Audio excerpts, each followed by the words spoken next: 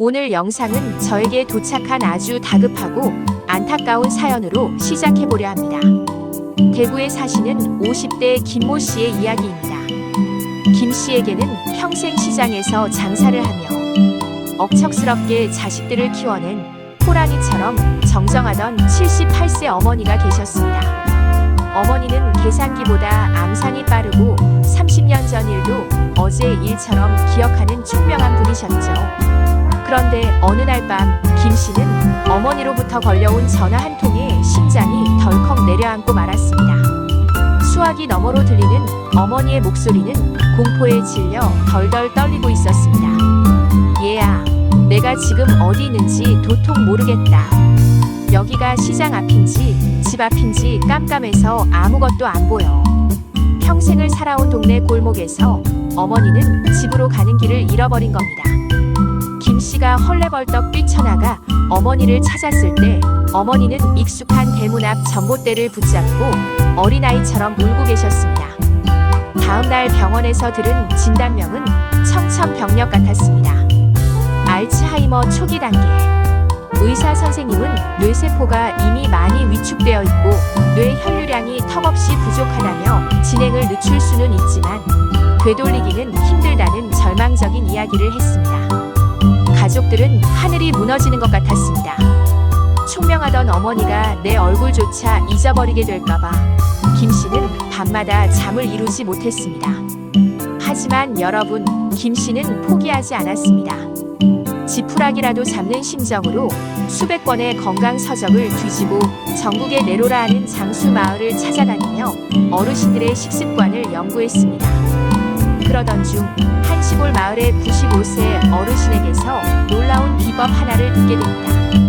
그 어르신은 돋보기 없이 신문을 읽을 정도로 눈과 머리가 맑았는데 그 비결이 바로 매일 아침 공복에 마시는 황금 물 한 숟가락에 있다고 했습니다. 김 씨는 그날부터 어머니에게 이 황금물을 매일 아침 챙겨드렸습니다. 과연 어떤 변화가 일어났을까요? 놀랍게도 6개월 뒤 병원에서 다시 뇌 검사를 했을 때 의사 선생님은 고개를 갸웃거렸습니다. 이상하네요. 뇌 혈류량이 눈에 띄게 좋아졌어요. 도대체 뭘 드신 겁니까? 어머니의 깜빡거리는 증상은 멈췄고 다시 예전의 총명한 눈빛을 되찾으셨습니다. 죽어가던 뇌세포에 다시 숨을 불어넣은 기적의 황금물. 비싼 산삼도 구하기 힘든 보약도 아니었습니다. 바로 우리 곁에 흔하게 있는, 그러나 우리가 그 진가를 몰라봤던 들기름이었습니다. 오늘 고쳐드린 건강에서는 김 씨의 어머니를 구한 생들기름의 기적 같은 효능과 잘못 먹으면 오히려 독극물이 되는 충격적인 주의사항까지 낱낱이 파헤쳐드리겠습니다. 지금부터 20분 여러분의 뇌 건강을 뒤바꿀 골든타임이 시작됩니다. 도대체 들기름이 뭐길래 의사들도 포기할 뻔한 뇌 건강을 되살린 걸까요? 우리는 흔히 오메가3라고 하면 등푸른 생선이나 비싼 영양제를 떠올립니다.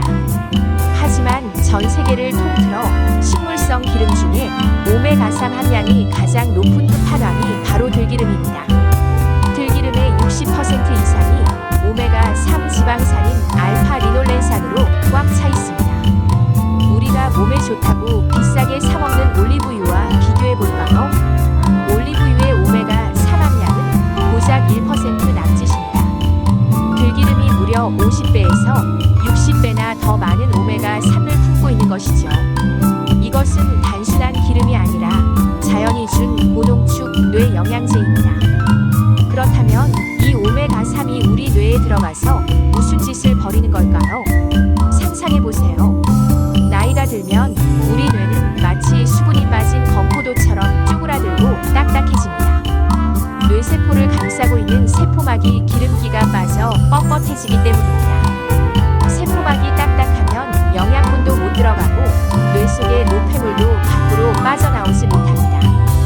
결국 뇌세포 안에 쓰레기가 쌓이고 그 쓰레기가 바로 치매의 원인인 베타 아밀로이드라는 독성 단백질입니다.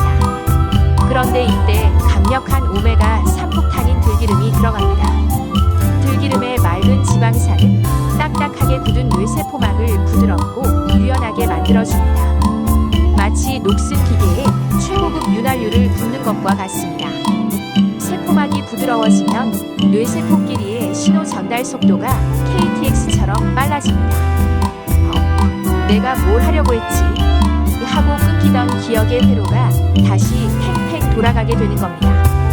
실제로 미국 옥스퍼드 대학의 연구에 따르면 혈중 오메가3 농도가 높은 노인은 그렇지 않은 노인보다 뇌의 용적이 더 크고 치매 발병 위험이 현저히 낮았다는 결과가 있습니다.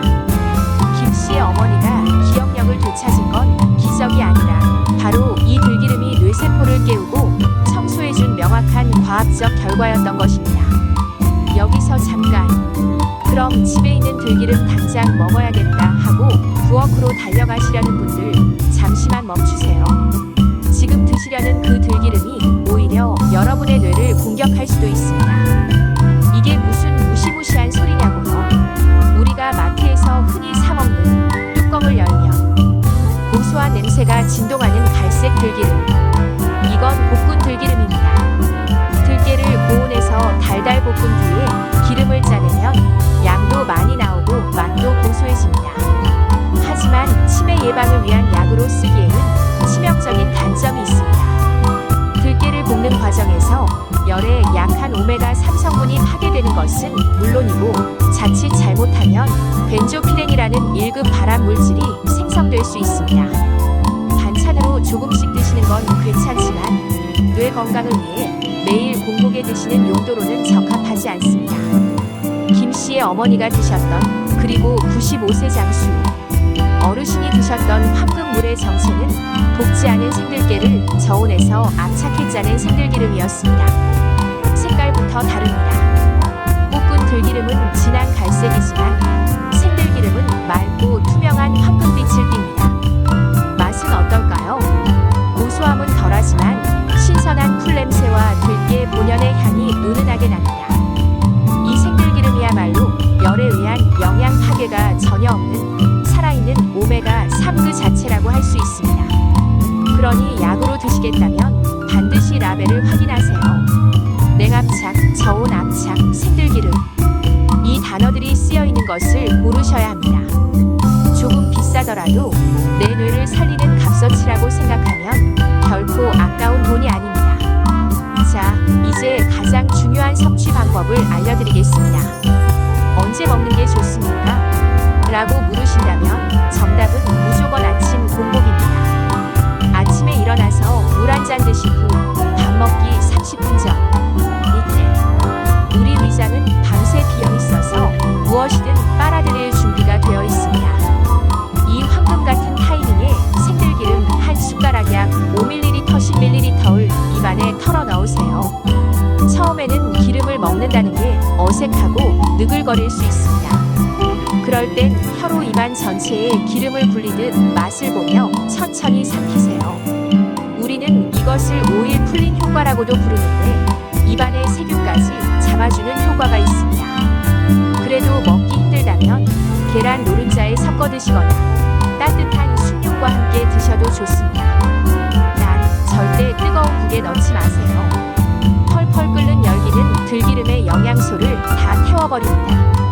한 가지 더 팁을 드리자면 들기름과 찰떡궁합인 음식이 있습니다. 바로 나물 반찬, 그 중에서도 시금치나 브로콜리 같은 녹색 채소입니다.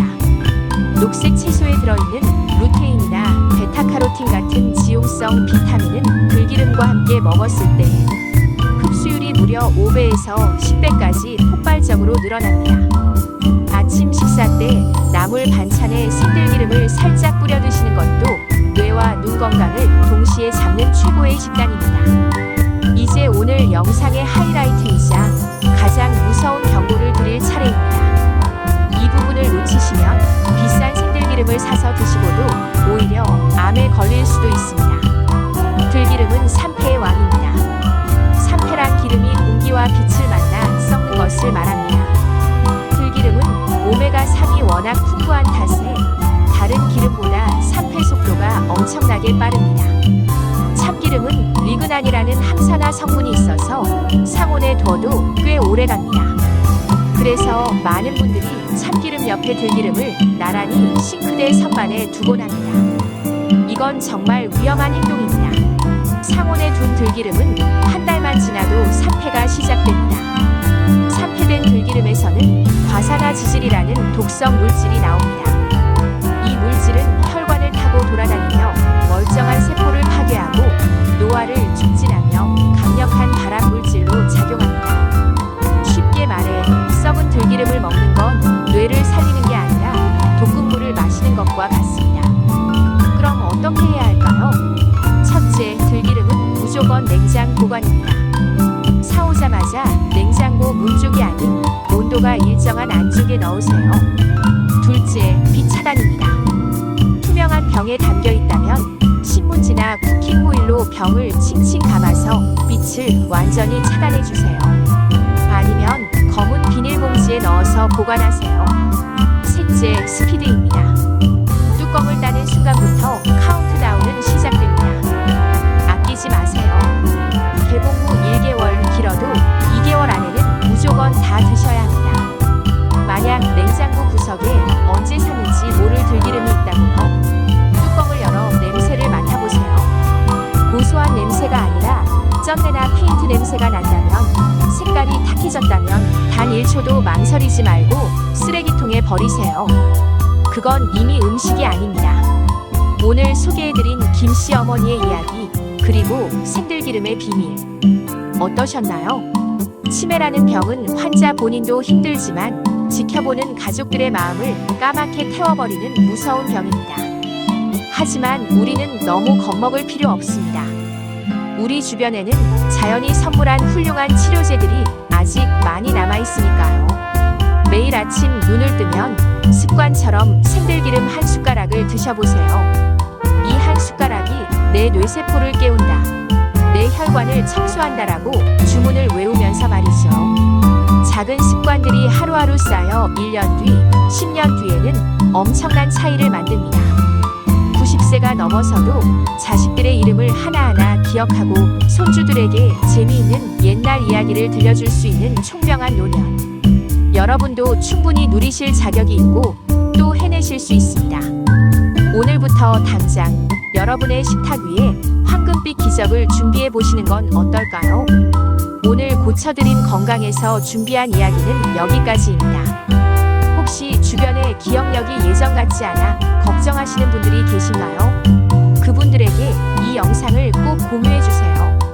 여러분의 공유 한 번이 누군가의 뇌 건강을 지키는 생명의 끈이 될 수도 있습니다. 영상이 도움이 되셨다면 구독과 좋아요, 알림 설정 꾹 눌러주시고, 저는 다음 시간에도 여러분의 건강을 책임질 더 알찬 정보, 더 기적 같은 이야기로 찾아오겠습니다.